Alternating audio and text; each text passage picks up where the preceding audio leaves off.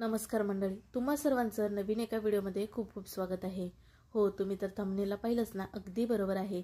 आज आपण 5 ते 6 दिवस टिकणारी मिरची करणार आहोत। अगदी लहानापासून मोठ्यापर्यंत सगळ्यांना आवडणारी चमचमीत अशी मिरची करणार आहोत।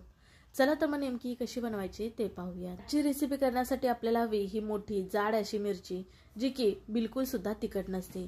तुम्ही भाजी आणायला मार्केटमध्ये गेलात तर तुम्हाला ही मिरची सहजपणे मिळून जाईल। साधारण इथं 250 ग्रॅम इतकी मिरची आहे, पण तितकी सगळी करणार नाही, तर साधारण इथं 5 ते 6च मी मिरच्या घेणार आहे आणि त्याची रेसिपी करणार आहे। बाकीच्या मिरच्या बाजूला ठेवणार आहे, कारण ह्या मिरचीची ना भजी सुद्धा खूप छान अशी होतात। त्याच्यासाठी अर्ध्या मिरच्या मी बाजूला ठेवल्यात। आता ना आपण घेतलेल्या मिरच्या स्वच्छ मिठाच्या पाण्यामधून आपल्याला धुवून घ्यायच्या आहेत। कुठली मार्केटमधून भाजी आणली ना, ती आपल्याला धुवून घ्यायची आहे चिरण्याच्या अगोदर।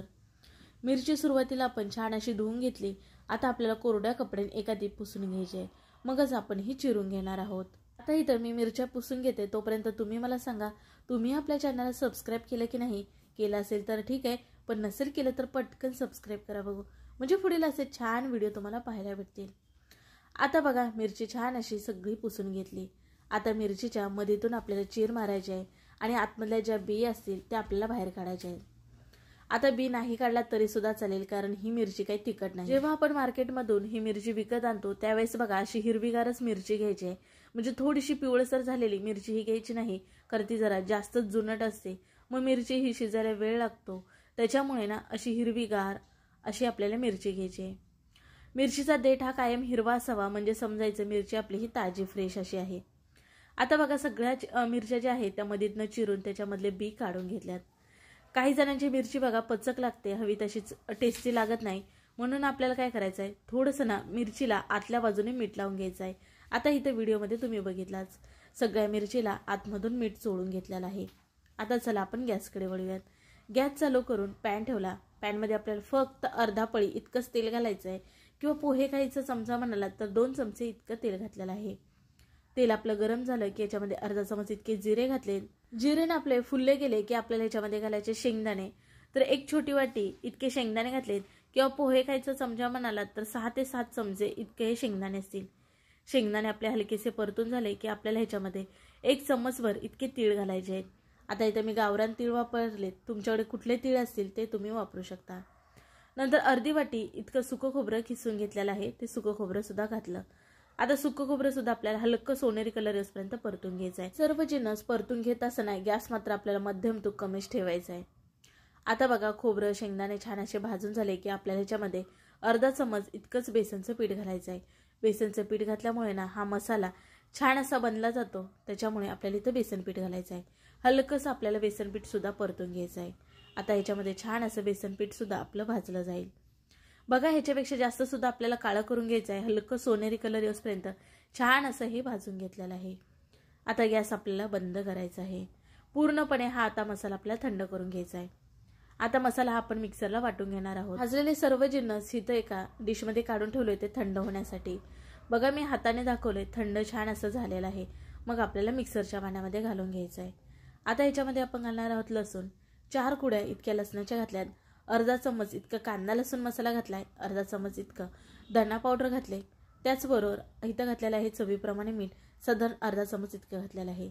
आता इथं आपल्याला अर्धा लिंबाचा रस पिळायचा आहे, किंवा तुम्ही आमचूर पावडर घातलात ना तरी सुद्धा चालेल। आता आपण हे वाटण करत असताना जरा सुद्धा पाण्याचा वापर न करता हे वाटण करून घ्यायचं आहे। बघा, छान भरड असं इथं आपलं वाटण तयार झाला। आता इथं तिखटसाठी मी थोडंसं कांदा लसूण मसाला वापरला। तुम्ही घरामध्ये कुठलं लाल तिखट खाताना ते तुम्ही वापरू शकता।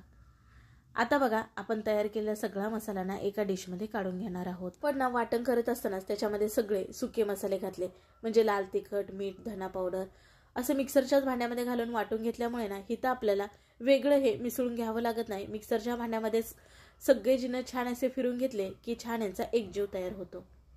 आता इथं बघा, जरा मी हे वाटण ना जास्तच केलं होतं, त्याच्यातलं थोडंसं वाटण वाटीमध्ये काढून बाजूला ठेवलेलं आहे।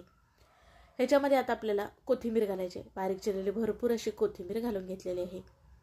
आता बघा, मिरच्या तर आपण अगोदरच तयार करून ठेवल्या होत्या, म्हणजेच की स्वच्छ अशा धुवून पुसून त्याच्या मधीतनं चिरा मारून त्याचबरोबर आतमधून मीठ सुद्धा लावलेलं होतं आपण। आता आपण तयार केलेला मसाला ना ह्याच्यामध्ये छान असा भरून घेणार आहोत। दाबून दाबून जेवढा मसाला भरतोय तेवढा आपण भरून घेणार आहोत। बघा मसाला आपण भाजत असताना ना ह्याच्यामध्ये बेसन पीठचा वापर केला होता. बेसन पीठ वापरल्यामुळे ना हा मसाला आपला या मिरचीच्या बाहेर येत नाही, छान असा धरून बसला जातो एका ठिकाणी. म्हणजेच ना आपण भरलेला सगळ्या मिरचीमध्ये मसाला ना छान हा बसला जातो मिरचीमध्ये, बाहेर असा सुटा सुटा होत नाही. आता एक एक करून सगळ्या मिरच्या आपण ह्या भरून घेणार आहोत. आता तुम्ही हे तयार केलेलं वाटण वापरून ना कुठल्याही 100 पेक्षा अधिक भाज्या करू शकता. जसं की तुम्ही हा आपण तयार केलेला मसाला वापरून ना भरली भेंडी करू शकता, त्याचबरोबर भरली कारली करू शकता, भरली वांगी करू शकता, त्याचबरोबर भरली दोडका करू शकता, किंवा आपण रोजच्या भाजीमध्ये जी छोटी मिरची वापरतो ना ती सुद्धा भरली करू शकता. शिमला मिरची किंवा ढबू मिरची म्हणता बघा, ती सुद्धा तुम्ही हा मसाला वापरून बनवू शकता. आता बघा ह्या सर्व मिरच्यांमध्ये ना सगळा मसाला हा बसवून झालेला आहे. छान असा सगळा तयार केलेला मसाला ह्याच्यामध्ये भरलेला आहे. आता चला आपण गॅसकडे वळूया. गॅस चालू करून इथं पॅन ठेवला.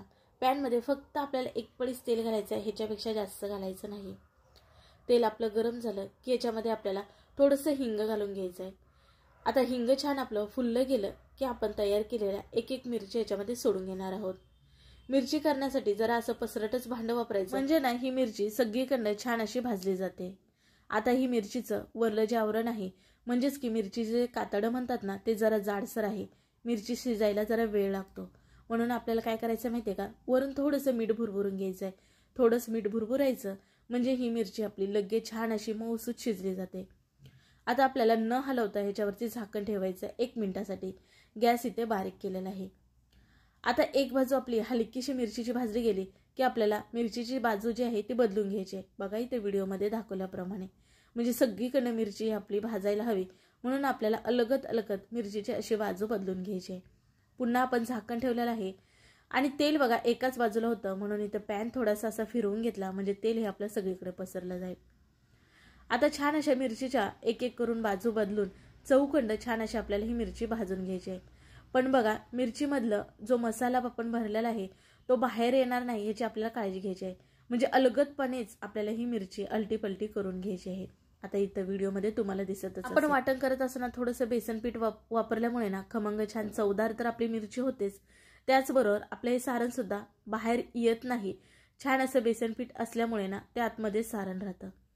आता बारीक गॅसवरती बघा अलटी पलटी करून ना छान ते 3 ते 4 मिनिटांमध्ये ह्या आपल्या मिरच्या छान अशा भाजल्या जातात. बघा आता तुम्हाला कुठेच दिसत नसेल मिरची कच्ची आहे, चौखंड छान अशी नरम झालेली मिरची तुम्हालाही दिसत असेल. आता इथं आपली मस्त चमचमीत मिरची बनवून तयार झाली. गॅस बंद केलेला आहे. कधी कधी बघा त्याच भाज्या खाऊन आपल्याला कंटाळाला असतो किंवा तोंडाला चव देखील नसते, मग काय खायचं समजत नसतं. मग त्यावेळेस तुम्ही ह्या पद्धतीत एकदा ही भरली मिरची करून बघा. खरं मी सांगते, अगदी लहानांपासून मोठ्यांपर्यंत सगळ्यांना ही मिरची आवडते. तुम्ही जरी एकदा ही मिरची केलात ना तर घरातील पुन्हा कर असं म्हणल्याशिवाय राहणार नाही तुम्ही. मी सांगते म्हणून थोड्या तरी प्रमाणामध्ये ही मिरची करून बघा आणि मग मला कमेंट करून सांगा तुमची मिरची कशी झाली. तर खाण्यासाठी आपली चमचमीत भरली मिरची तयार झालेली आहे. आता तुम्हाला तर वरून बघून समजतच असेल, छान अशी शिजलेली सुद्धा आहे. मग कसा वाटला व्हिडिओ नक्की कमेंट करून सांगा. व्हिडिओ जरा सुद्धा आवडला तर व्हिडिओला लाईक करायला विसरू नका. व्हिडिओ शेअर करा आणि हो चॅनलला सबस्क्राईब सुद्धा करा. मी आशा करते की आजचा व्हिडिओ सुद्धा तुम्हाला आवडला असेल.